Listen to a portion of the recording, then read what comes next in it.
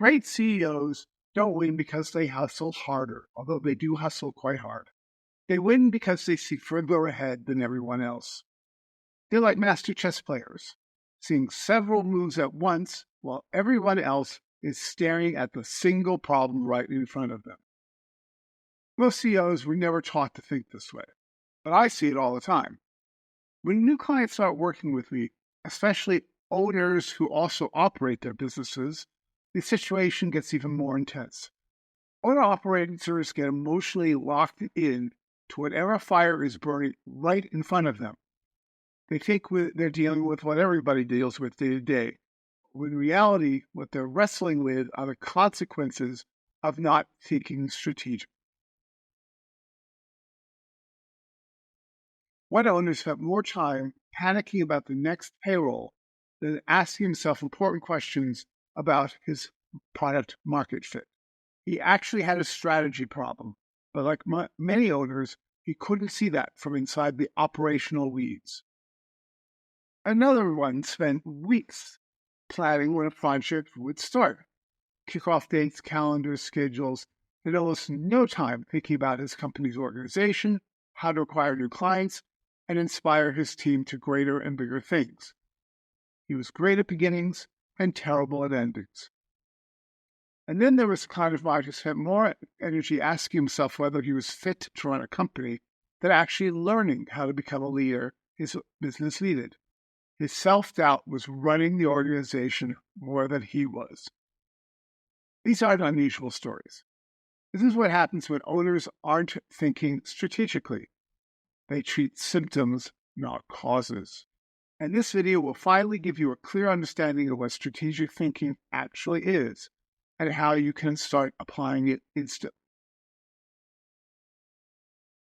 Years ago, I watched a master chess player compete. What amazed me wasn't the moves he made, was the moves he didn't make. In seconds, he had built multiple scenarios around a move that his competitor made, dismissed the losing paths, and committed to the strongest long-term play. That's what great leaders do. They stop reacting to whatever pops up and start asking, what does it mean 2 moves from now? What does this open up? What does this block? What direction are we drifting toward without realizing it? Strategic planning is not about predicting the future. It's understanding the present deeply enough to anticipate what's going to happen next. And this isn't something I teach. It's something I've actually lived. It's naturally visual. I don't force 5-year plans. Certain images appear, they stick, they feel familiar. And when that happens, I've learned a major shift is coming long before it actually appears logically. One of the most profound examples of this I ever had was when I bought my first apartment in Manhattan. I had looked at 50 or 60 places with no luck. Then I walked into a duplex on 20th and 6th, and I immediately knew this is the one. No analysis, just certainty. But 2 years later, standing in the living room, I suddenly realized I had seen this apartment before. In a dream years earlier, I remembered it because it had resonated with me very emotionally at a time of a big change in my life. Good change. And I had discussed it with my psychiatrist. And now, what surprised me was not the coincidence, but that it had taken me several years before I recognized the parallel. That's the power of visuals and the enigma. They bypass logic and point toward decisions long before you're aware of them. Most owner-operators are not visual. They're more left brain, tactical, analytical, problem-solving machines. They want checklists and they want immediate answers.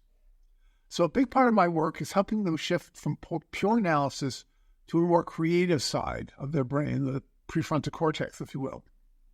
The part that can imagine something compelling enough to inspire themselves and their teams. Once they can see the future, even vaguely, everything changes. Decisions get easier, communications get clearer, and their teams finally understand where they're being taken. Visuals create momentum before the strategy even has